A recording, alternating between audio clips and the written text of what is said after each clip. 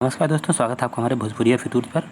तो भोजपुरिया फितूर चैनल पर दोस्तों आप जान रहे हैं कि मैं हर गाने का रिव्यू करता हूं, चाहे खेसारी लाल यादव जी हों, चाहे अवधेश प्रेमी जी हों, चाहे प्रमोद प्रेमी हों, चाहे संतोष रेणु यादव हों, टुनटुन यादव हों, जिसका भी गाना रहता है मैं सभी के गाने का रिव्यू करता हूं।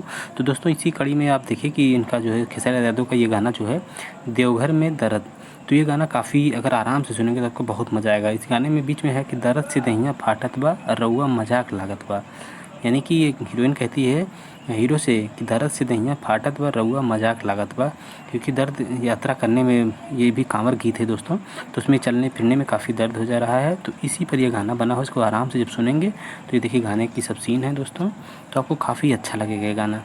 गाने में खेसारी लाल यादव और आप देख रहे हैं कि इनकी जो सहयोगी हैं काफ़ी अच्छा एक्टिंग इन्होंने किया है, तो आप देखेंगे तो आपको बहुत अच्छा लगेगा दोस्तों। ये गाना आप देखें और आराम से सुनें, तभी गाने का आनंद आप पाएंगे। दोस्तों मिलते हैं अगले गाने के रिव्यू के साथ। नमस्कार, धन्यवाद।